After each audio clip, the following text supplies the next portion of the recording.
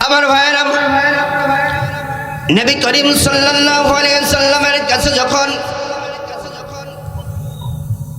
আল্লাহ সুবহানাহু ওয়া তাআলা এই ঐশী গ্রন্থ নাজিল করা শুরু করে দিলেন, নাজিল করা আরম্ভ করে দিলেন, ঠিক ওই সময় থেকে মক্কার দৃশ্যপট পরিবর্তন হয়ে গেল। আমার ভাইয়েরা, 40 বছর পর্যন্ত নবী মুহাম্মদুর রাসূলুল্লাহ সাল্লাল্লাহু আলাইহি ওয়াসাল্লাম কাফের মুশরিকদের চোখের সামনে বড় হয়েছে। 40 বছর পর্যন্ত নবী মুহাম্মদুর রাসূলুল্লাহ সাল্লাল্লাহু আলাইহি ওয়াসাল্লাম কাফের মুশরিকদের চোখের সামনে চলাফেরা করেছে। এই 40 বছর পর্যন্ত নবীজির বিরুদ্ধে কোনো দোষ ছিল না, কোনো অপরাধ ছিল না, বরঞ্চ মক্কার কাফের মুশরিকেরা নবী মুহাম্মদুর রাসূলুল্লাহ সাল্লাল্লাহু আলাইহি ওয়াসাল্লামকে ভালোবাসতেন, মায়া করতেন। তারা এক বাক্যে স্বীকার করে নিতেন, এই মক্কার মধ্যে যদি কোনো ব্যক্তি সত্যবাদী সৎ আলাপী ব্যক্তি থেকে থাকে, সে আর কেউ নয়, সেও আর কেউ নয়, সে হলো আমাদের মুহাম্মদ। আমরা বলি সাল্লাল্লাহু আলাইহি ওয়াসাল্লাম। মক্কার কাফের মুশরিকেরা এক বাক্যে স্বীকার করে নিতেন, গোটা আরব জাহানের মধ্যে যদি কোনো ব্যক্তি আমানতদার থেকে থাকে, সে আর কেউ নয়, সে আর কেউ নয়, সে হলো আমাদের মুহাম্মদ। আমরা বলি সাল্লাল্লাহু আলাইহি ওয়াসাল্লাম। আমার ভাইরা, 40 বছর পর্যন্ত নবীজির বিরুদ্ধে কোনো অপরাধ ছিল না, কোনো দোষ ছিল না, বরঞ্চ তারা তাকে ভালোবেসেছে।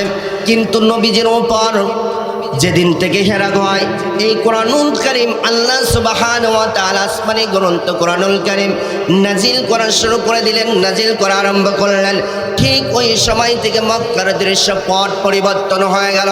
ঠিক ওই সময় থেকে মক্কার কাফের মুশরিকের বাচ্চারা, যাকে নবীকে এতদিন যারা আল আমিন আস-সাদিক বলে এসেছেন, ওরাই নবীকে কাজ্জাব, মিথ্যাবাদী বলতে লাগলো। নাউজুবিল্লাহ বলেন, আরো জোর বলেন নাউজুবিল্লাহ। আমার নবীজি কি মিথ্যাবাদী ছিলেন? আরো জোরে বলেন, মিথ্যাবাদী ছিলেন? যারা দাঁড়িয়ে আছেন মেহেরবানি করে বসেন। ভাই আরো টোন দেন, আমি তো কথা বলতে পারছি না, টোন আরো দেন। আমার ভাইয়েরা, নবী দেখে শুধুই যে মিথ্যাবাদী বলেছেন তাই নয়, তাই নয়, নবীকে আরো বলেছে শাইর, জাদুকর, কাহিন, গণক, শাইর, কবি, মজনুন, পাগল। নাউজুবিল্লাহ বলেন। আমার ভাইয়েরা, আমার নবীজিকে যখন এভাবে বিভিন্ন ভাষায় গালিগালাজ করতে লাগলো, বিভিন্ন ভাষায় ঠাট্টা করতে লাগলো, আমার নবীজির কোনো দোষ ছিল না, কোনো অপরাধ ছিল না। আমার নবীজি কারোর ঘর বাড়ি দখল করে নেয় নাই, কারোর টাকা পয়সা আত্মসাৎ করে নাই, কোনো দোষ ছিল না, কোনো দোষ ছিল না, কোনো অপরাধ ছিল না। একটাই অপরাধ ছিল, একটাই অপরাধ ছিল, আল্লাহর জমিনে আল্লাহর কোরআনের বাস্তবায়ন করা, কোরআনের দাওয়াত দেওয়ার কারণে মক্কার কাফের মুশরিকের বাচ্চারা নবীকে মিথ্যাবাদী, জাদুকর, পাগল বলতে লেগেছিল। আমার ভাইরা, তাহলে বোঝা গেল এখান থেকে 1500 বছর আগে যে কোরআন নবীজির উপর নাজিল হয়েছিল, ওই কোরআনের দাওয়াত দেওয়ার কারণে, কোরআনের কথা বলার কারণে নবীকে ফুল দিয়ে তারা বরণ করে নেয় নাই, বরঞ্চ নবীজির উপর নির্যাতন করেছে, নিপীড়ন করেছে। এমনকি জাদুকর বলেছে, মিথ্যাবাদী বলেছে, পাগল বলেছে। ঠিক এই একই কোরআনের দাওয়াত 1500 বছর পরে আজকের যুগেও যারাই দেয়, তাদেরকে এই জামানার কিছু আবুল আহাব, আবু জেহেল, উতবা, সাইবার বাচ্চারা, কোরআন বিদ্বেষী, ইসলাম বিদ্বেষী শয়তানের বাচ্চারা আলেম ওলামাদেরকে দেখলে রাজাকার, জঙ্গিবাদ, মৌলবাদ, এমনকি এখন আবার নতুন করে বলতেছে ধর্ম ব্যবসায়ী। কথা বলেন ঠিক কিনা?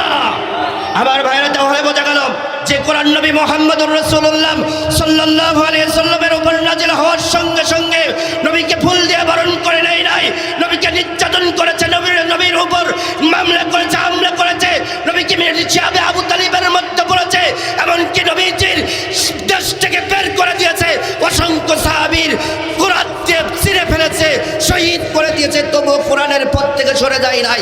ও সাতক্ষীরার কলারোয়া থানার বাসী, আমি দেখতে চাই এই একই কোরআনের দাওয়াত যদি 1500 বছর পরে আজকের এই যুগেও দিতে গেলে আমাদের উপর নির্যাতন আসবে, নিপীড়ন আসবে, রক্ত দেওয়া লাগবে, জীবন দেওয়া লাগবে, রক্ত দিতে রাজি, জীবন দিতে রাজি, কিন্তু কোনো বাতিল শক্তির কাছে মাথা নত করতে রাজিরা, রাজিরা, রাজিরা। কারা কারা? 2 কারা হাত তুলে আল্লাহকে দেখান, তারা তারা।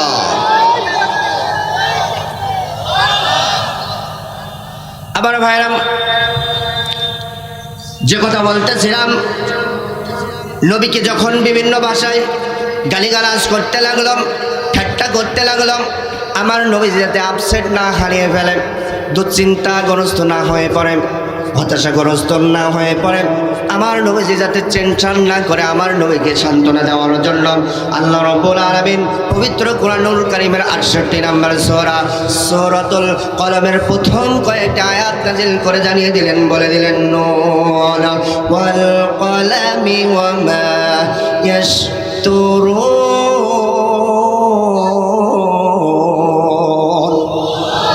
নুন এবং কলমের কসম, যা দিয়ে আমরা লিপিবদ্ধ করি, মা আনতা বিনিহমাতি রাব্বিকা বিমাজনুন।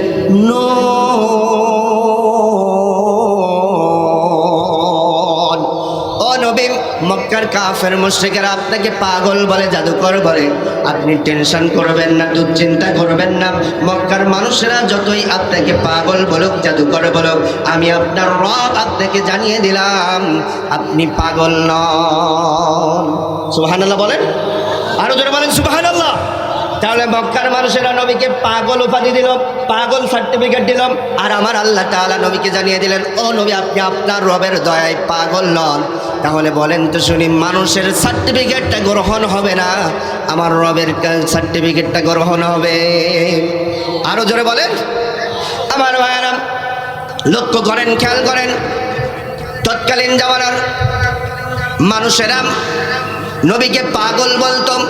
এই কথাটি মানুষদেরকে যুগে যুগে যুগে যুগে মানুষদেরকে জানিয়ে দেওয়ার জন্য আল্লাহ রাব্বুল আলামিন বললেন, ওয়াকালু ইয়া আইয়ুহাল্লাযী নুজ্জিলা আলাইহিজ যিকরু ইন্নাকা লামাজনুন।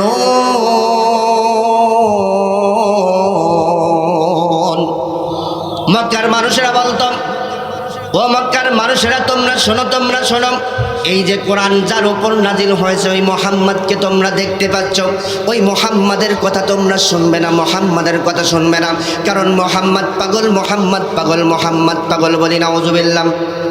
আরো জোরে বলেন, আমার নবী কি পাগল ছিল? আরো জোরে। আমার নবী কি মিথ্যাবাদী ছিল? আমার ভাইয়েরা, তৎকালীন জামানার রাষ্ট্রপ্রধান ছিলেন মিস্টার আবু জেহেলকে। আরো জোরে, জোর হলো না। এই মিস্টার আবু জেহেল মুহাম্মদকে পচানোর জন্য, মুহাম্মাদের নাম নিশানা মুছে ফেলার জন্য বিভিন্ন রকম চক্রান্ত করতে লাগলো, বিভিন্ন রকম ষড়যন্ত্র করতে লাগলো। আমার ভাইরা, মিস্টার আবু জেহেল তার কর্মীদেরকে ডেকে ডেকে বললেন, ও আমার কর্মী ভাইরা, ও আমার কর্মী ভাইরা, শোনো শোনো শোনো শোনো শোনো, মক্কার মধ্যে এখন হজের সময় এসে গিয়েছে, মক্কার মধ্যে এখন ব্যবসার সময় এসে গিয়েছে। অন্য দেশ থেকে মানুষেরা হজ করতে মক্কায় আসবে, অন্য রাষ্ট্র থেকে মক্কার মধ্যে ব্যবসা করতে আসবে। আর এসেই যদি মুহাম্মাদের নুরানি চেহারাটা দেখে, মুহাম্মাদের মিষ্টি মিষ্টি কথাগুলো যদি মুখ দিয়ে শোনে, তাহলে মুহাম্মাদের হাতে হাত দিয়ে তারা কালিমা পড়ে ইসলাম ধর্ম গ্রহণ করবে। আরো জোরে বলেন সুবহানাল্লাহ। আমার ভাইরা, মক্কার মিস্টার আবু জেহেল বলতে লাগলো, কি করা যায়, কিভাবে করা যায়, মুহাম্মাদের নাম নিশানা কিভাবে মুছে ফেলা যায়, কিভাবে মুছে ফেলা যায়, মুহাম্মাদকে মানুষদের কাছ থেকে কিভাবে বিচ্ছিন্ন করা যায়, জনগণ থেকে বিচ্ছিন্ন করা যায়। বলো বলো। এক এক কর্মী, এক একজন মানুষ এক একটা পরামর্শ দিলেন, কারোর পরামর্শ গ্রহণ করলেন না মিস্টার আবু জেহেল। আবু জেহেল শেষ বেশ বলতে লাগলেন, আমরা একটা কাজ করি, একটা কাজ করি, একটা কাজ করি, সেটা হলো আমি এই যে এই মক্কার মধ্যে অন্য রাষ্ট্র থেকে, অন্য দেশ থেকে প্রবেশ করার জন্য পথ রয়েছে, রাস্তা রয়েছে 12টা। কয়টা? আরো জোরে, জোরসে বলেন। আরে সামনে নির্বাচন না, 4 জন তো একেবারে মানে আমার তার চরিত্র ফুলের মতন পবিত্র, নামাজ পড়ে না, তো মানে বলতে বলতে একবার গলা চা একবার ফাটাই ফেলবেন। এখন একটু বলতে কষ্ট হচ্ছে ভাই। আরো জোরে বলেন, সবাই জোরে বলেন। কয়টা রাস্তা? আরো জোরে। 12টা রাস্তা। এই 12টা রাস্তার মধ্যে আমাদের লোকগুলো লেলিয়ে দেব, আমাদের লোকগুলো নারী পুরুষ দিয়ে লেলিয়ে দেব। টাকা লাগলে টাকা দেব, পয়সা লাগলে পয়সা দেব, অর্থ লাগলে অর্থ দেব, গাড়ি লাগলে গাড়ি দেব, বাড়ি লাগলে বাড়ি দেব, নারী লাগলে নারী দেব, যা চাইবে তাই দেব। একটাই কাজ হবে, একটাই কাজ হবে, একটাই কাজ হবে ওই সমস্ত ব্যক্তিদের যারাই হজ করতে আসবে, যারাই ব্যবসা করতে আসবে, তাদের কানে কানে কানে কানে গিয়ে বলবে মক্কার মধ্যে একজন নতুন পাগলের আবির্ভাব হয়েছে, নাম তার মোহাম্মদ, নাম তার মোহাম্মদ। ওই মোহাম্মদের কাছে যাওয়া যাবে না, মোহাম্মদের কাছে যাওয়া যাবে না, মোহাম্মদের কাছে যাওয়া যাবে না। মোহাম্মদ পাগল, মোহাম্মদ পাগল, মোহাম্মদ পাগল বলি নাউজুবিল্লাহ। আরো জোরে বলেন। আমার ভাইরা, মিস্টার আবু জেহেল চক্রান্ত করে নবীজির নাম নিশানা মুছে ফেলার জন্য, নবীজিকে দেশ থেকে আলাদা করে দেওয়ার জন্য, জনগণ থেকে বিচ্ছিন্ন করার জন্য চক্রান্ত করলেন। আমার ভাইরা, 12টি পয়েন্টে মক্কার রাষ্ট্রপ্রধান মক্কার রাষ্ট্র থেকে মিলিয়ন মিলিয়ন টাকা খরচ করে লোক লেলিয়ে দিলেন। এখান থেকে এবার বাংলাদেশের ইতিহাসটা একটু মিলান। আমার ভাইরা, বিগত যে সরকার ছিল খুনি হাসিনার লেডি ফেরাউন, ডান হাত তুলে বলেন, ডান হাত তুলে বলেন ঠিক কিনা? এই লেডি ফেরাউন সব থেকে নির্যাতন 16 বছর বেশি করেছে দাড়ি আর টুপিওয়ালাকে। কতক্ষণ কতক্ষণ এই দাড়িওয়ালা দেখলেই বলতো রাজাকার জঙ্গিবাদ, পুরা ছয়ের দে আয়না ঘরে পর 4 দেওয়ালের মধ্যে। কতক্ষণ কতক্ষণ ঠিক কিনা? আবার ভাইরাম, সেও চক্রান্ত করলো 16 বছর। কি করা যায়, কি করা যায়? আলেমদেরকে কিভাবে জনগণ থেকে বিচ্ছিন্ন করা যায়, বিচ্ছিন্ন করা যায়, কি করা যায়, কি করা যায়? আমার ভাইয়েরা, সেও চক্রান্ত শুরু করলো। কি চক্রান্ত করলো লক্ষ্য করেন, খেয়াল করেন। সেও বাংলাদেশের রাষ্ট্র থেকে মিলিয়ন মিলিয়ন টাকা খরচ করে জঙ্গি নাটক সাজিয়ে আলেমদেরকে গ্রেপ্তার করে 4 দেয়ালের মধ্যে পুত্ত, আয়না ঘরের মধ্যে পুত্ত। ডান হাত তুলে বলেন ঠিক কিনা? খুনি হাসিনার যদি রক্ত মাংস যদি পরীক্ষা করা হয়, তাহলে এর রক্ত মাংসের মধ্যে আবু জাহেল, আবু লাহাব, উতবা সাইবার রক্ত প্রবাহিতমান। তার হাত তুলে বলেন ঠিক না? আমার ভাইয়েরাম, 12টি পয়েন্টে লোক লেলিয়ে দিলেন। কয়টা পয়েন্টে? আরো জোরে। 12টা পয়েন্টে যখন লোক লেলিয়ে দিলেন, যারাই হজ করতে আসে মক্কায়, যারা ব্যবসা করতে আসে মক্কায়, ঠিক তাদের কাছে কাছে গিয়ে বলতে লাগলো এই মক্কার মধ্যে নতুন একজন পাগলের আবির্ভাব হয়েছে, নাম তার মোহাম্মদ, নাম তার মোহাম্মদ। ওই মোহাম্মদের কাছে যাবে না, মোহাম্মদের কাছে যাবে না, কারণ মোহাম্মদ পাগল, মোহাম্মদ পাগল, মোহাম্মদ পাগল। নাউজুবিল্লাহ বলেন, আরো জোরে বলেন। আমার ভাইরা, ঠিক এমন সময় যারা ব্যবসা করতে এসেছিল মক্কায়, যারা হজ করতে এসেছিল মক্কায়, তারা বলতে লাগলো, একজন আর একজনের সাথে বলতে লাগলো, এত বছর মক্কায় হজ করতে আসি, ব্যবসা করতে আসি, আজ পর্যন্ত কোনো মক্কার মধ্যে কোনো পাগল দেখলাম না। হঠাৎ কি এমন পাগলের আবির্ভাব হয়েছে? আমাদেরকে সতর্ক করার জন্য মক্কার রাষ্ট্রপ্রধান আবু জেহেল মক্কার রাষ্ট্র থেকে মিলিয়ন মিলিয়ন টাকা খরচ করে। আমাদের হজ হোক বা না হোক, আমাদের ব্যবসা হোক বা না হোক, আমরা এই মোহাম্মদ নামের পাগল না দেখে বাড়িতে যাব না। আল্লাহু আকবার বলেন। খেলাকার খেলাকার খেলাকার, আরো জোরে বলেন। আমার ভাইরা, যারা হজ করতে এসেছিল, যারা ব্যবসা করতে এসেছিল, তারা দল বেঁধে মোহাম্মদকে দেখার জন্য, মোহাম্মদ নামের পাগল দেখার জন্য ছুটে চললেন। তারা নিজেরাই বর্ণনা করেন, আমরা মোহাম্মদের দিকে যতই যাই, ততই মোহাম্মদের দিক থেকে আমাদের নাকের মধ্যে সুন্দর সুন্দর সুগন্ধি আসতে শুরু করলো। তারা নিজেরাই বর্ণনা করেন, আমরা যখন মোহাম্মদের কাছে চলে গেলাম, আমরা অবাক হয়ে গেলাম, অবাক হয়ে গেলাম, অবাক হয়ে গেলাম, আমরা আশ্চর্য হয়ে গেলাম। দেখতে পেলাম আমরা অবাক হয়ে আরেকজনের সাথে বলতে লাগলাম, ভাইরা, আমরা আজ পর্যন্ত কতই না পাগল দেখেছি, কতই না পাগল দেখেছি, তাদের মাথার চুলগুলো থাকে এলোমেলো, উষ্ণ খুস্ক, কিন্তু মোহাম্মদ এ কেমন পাগল, এ কেমন পাগল। মোহাম্মদকে যতই আমরা দেখি, ততই আমরা মোহাম্মদের প্রেমে পড়ে যাই। রহমাতুল লিল আলামিন নাবিম, রহমাতুল লিল আলামিন নাবিম, কোরআনে প্রমাণ, আশিক বিনে কে বুঝিবে আমার দয়াল নবীর শান। কথা বলেন ঠিক কিনা? যারা যে সমস্ত ভাইয়েরা যারাই আসেন, সবাই ভিতরে আসেন আর আমার সাথে বলেন, রহমাতুল লিল আলামিন আলামিন রহমাতুল লিল আলামিন নাবিন কোরআনে প্রমাণ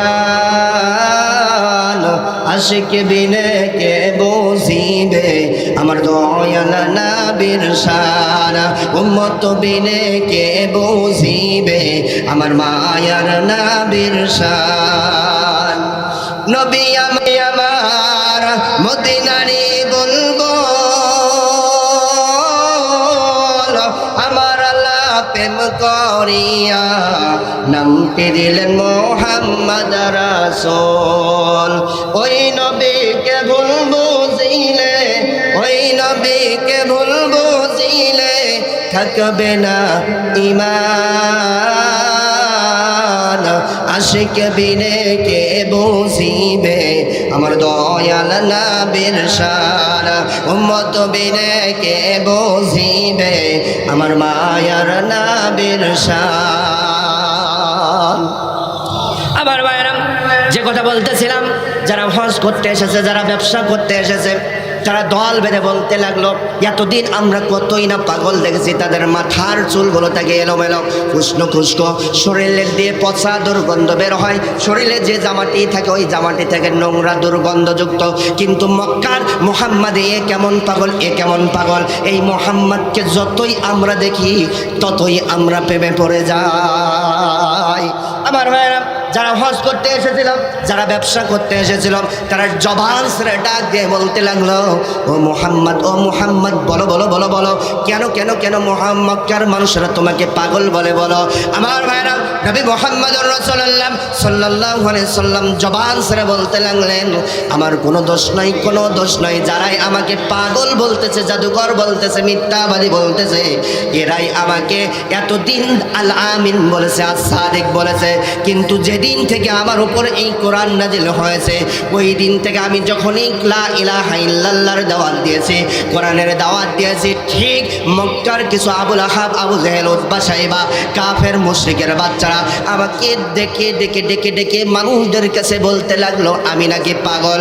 আমার ভাইয়েরা এই কথা যখন শুনলেন, সঙ্গে সঙ্গে যারা হজ করতে এসেছিল, ব্যবসা করতে এসেছিল, তারা ডাক দিয়ে বলতে লাগলো ও মুহাম্মদ, বুঝতে পেরেছি, বুঝতে পেরেছি, আবু জেহেল ক্ষমতা লোভী, গতি লোভী, আমরা আর আবু জেহেলের দলে নাই, আপনার বরকতময় হাতটা বাড়িয়ে দিন, এই মুহূর্তে আমরা কালিমা পড়তে চাই। নবীজি বরকতময় হাতটা বাড়িয়ে দিলেন, সঙ্গে সঙ্গে নবীজির হাতে হাত দিয়ে কালিমা পড়তে শুরু করলেন লা ইলাহা ইল্লাল্লাহু মুহাম্মাদুর রাসূলুল্লাহ। আল্লাহু আকবার বলেন। আমার ভাইরা যখন সবাই হাতে হাত দিয়ে কালিমা পড়লেন, ইসলাম ধর্ম গ্রহণ করলেন, মুহাম্মাদের দলে চলে আসলেন, এই সংবাদটি যখন একে একে একে একে এক কান করতে করতে এই সংবাদটা যখন আবু জেহেলের কানে চলে গেল, আবু জেহেলের মাথায় হাত, কোন জায়গায় হাত, আরো ধরে সবাই হাত দুটো উঁচু করেন তো, এবার এইভাবে হাত দেন, মাথায় হাত দেন। এইবার আবু জেহেল এইভাবে বলতেছে সর্বনাশ, সবাই করেন, সর্বনাশ সর্বনাশ সর্বনাশ, কি করতে চাইলাম, কি হয়ে গেল, কি হয়ে গেল, আমি মুহাম্মদকে পচাইতে চাইলাম, জনগণ থেকে বিচ্ছিন্ন করতে চাইলাম, এখন দেখি মুহাম্মদ এই মক্কার মধ্যে ভাইরাল হয়ে গিয়েছে। ওয়ামাকারু ওয়ামাকারাল্লাহ ওয়াল্লাহু খায়রুল মাকিরিন।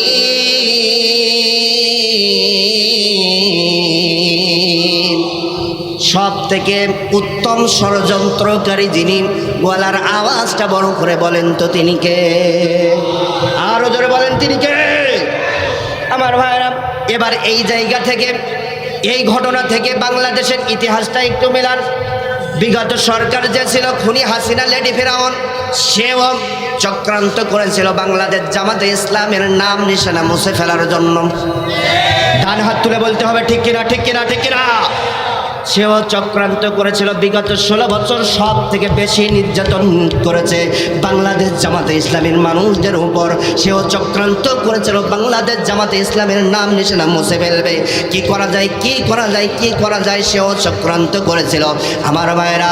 সে এমনকি 2024 সালের 1 আগস্টে বাংলাদেশ জামাতে ইসলামের নাম নিশানা মুছে ফেলার জন্য সেও নিবন্ধন জামাতে ইসলামের বাতিল করে দিয়েছিল। কথা বলেন ঠিক কিনা? আরো জোরে বলেন ঠিক কিনা? আল্লাহ তাআলা যখন 1 তারিখে নিবন্ধন বাতিল করলেন, ঠিক আল্লাহ তাআলা খেলা শুরু করলেন। 1 গেল, 2 গেল, 3 গেল, 4 গেল। ঠিক যখন 5 তারিখে এসেছে, ছাত্রদের গণ আন্দোলনে পায়ে লেজ গুটিয়ে পালিয়ে গিয়েছে মামুর বাড়ি দিল্লিতে। দুপুরের খানাও খেতে পারি নাই খুনি হাসিনা। কথা বলেন ঠিক কিনা? আমার ভাইয়েরা, সে এখন মাঝে মাঝে আমাদের পার্শ্ববর্তী দেশ, দাদার দেশ ভারতে বসে মাঝে মাঝে বলতেছে, আমি এখনো প্রধানমন্ত্রী আছি। করছে না, করছে না? যে কোনো সময় শর্ট করে ঢুকি পড়বো, আমি পাশাপাশি আছি। কতক্ষণ কতক্ষণ কতক্ষণ আমরাও বলতে চাও, আইসো বুবু আইসো, তোমাকে আমরা বরণ করে নেওয়ার জন্য বাংলাদেশের তাওহীদ জনতা জুতার মালা আর হাতে ঝাড়ু দিয়ে বসে আছে।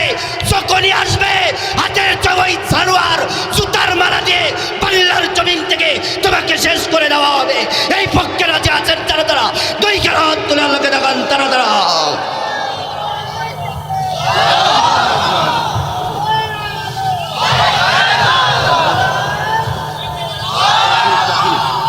আমার ভাইরা রাগ করছেন? সে মাঝে মাঝে বলতেছে আমি এখনো প্রধানমন্ত্রী। আরো জোরে বলেন, আরো জোরে বলেন। আওয়ামী জননী তুমি হারনি, দাদার দেশে আসো এটাই জানি। ডান হাত তুলে বলেন, ডান হাত তুলে বলেন ঠিক কিনা? ও গো শেখ হাসিনা তুমি হারনি, মোদির কাছে আসো এটাই জানি। ডান হাত তুলে বলেন ঠিক কিনা?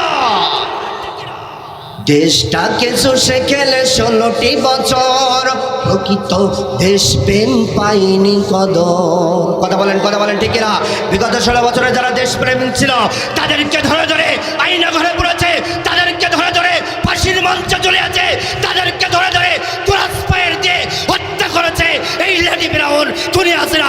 যারা হাত তুলে বলেন ঠিক কিনা? দেশটাকে চষে খেলে 16টি বছর, প্রকৃত দেশপ্রেম পাইনি কদর। তুমি তো ছিলে শয়তানের নানি।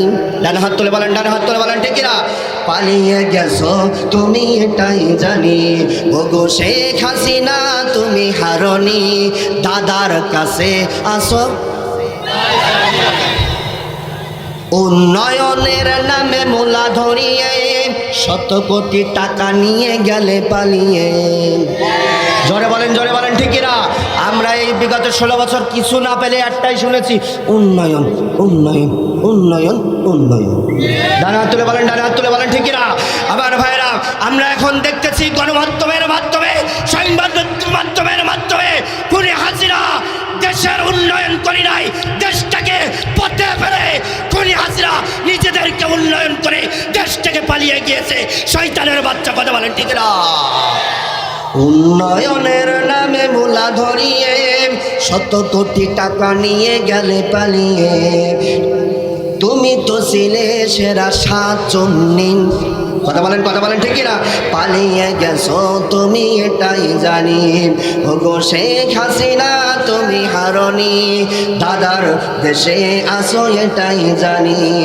আলেম ওলামাকে দিয়েছো ফাঁসি, মুখে বলেছো কোরআন ভালোবাসি। কথা বলেন, কথা বলেন ঠিক কিনা? আমার ভাইরা, বিগত সরকার যে ছিল এই খুনি হাসিনা লেডি ফিরাউন সব থেকে নির্যাতন নিপীড়ন করেছে আলেমদের উপর। আলেমদেরকে ক্রস ফায়ার দিয়েছে, আইনা ঘরে পড়েছে, ফাঁসির মঞ্চ চলে আছে। এমনকি আমাদের বাংলাদেশের সবার প্রিয় আল্লামা দেলোয়ার হোসেন সাঈদীকে মিথ্যা নাটক সাজিয়ে ইনজেকশনের মাধ্যমে শয়তানের বাচ্চা হত্যা করেছে, হত্যা করেছে। কথা বলেন ঠিক না?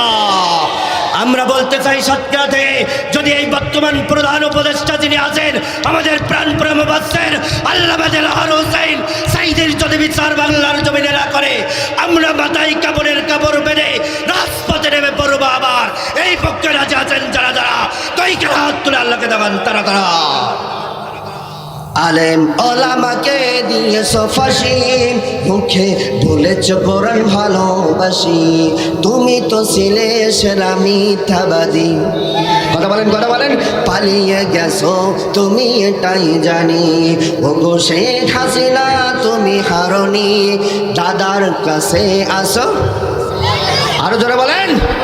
আমার ভাইরাম, যে কথা বলতেছিলাম, সে যখন 5 তারিখে পালিয়ে চলে গেল, ঠিক 5 তারিখের পর থেকে বাংলাদেশ জামাতে ইসলামের নাম নিশান আল্লাহ তাআলা বাংলাদেশের মানুষের কাছে ভাইরাল করে দিয়েছে। কথা বলেন ঠিক কিনা? এই খেলাকার খেলাকার খেলাকার, আরো জোরে বলেন খেলাকার। সবাই একটু দুরূদ শরীফ পড়ি। আল্লাহুম্মা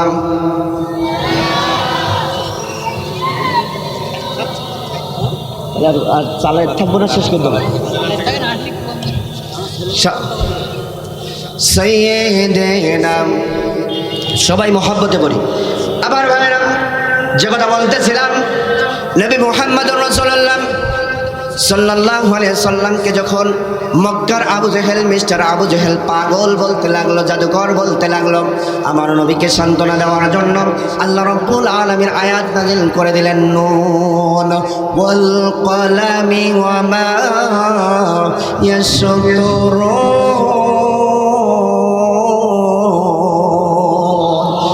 নুন এবং কলমের কসম, যা দিয়ে আমরা লিপিবদ্ধ করি, মা আনতা বিনিহমাতি রাব্বিকা বিমাজনুন।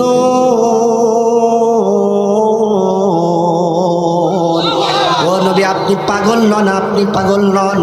মক্কার কাফের মুশরিকের বাচ্চারা যতই আপনাকে পাগল বলুক, আপনার রব আমি আল্লাহ আপনাকেই জানিয়ে দিলাম, আপনাকে আমি পাগল করে পৃথিবীতেই পাঠাই না।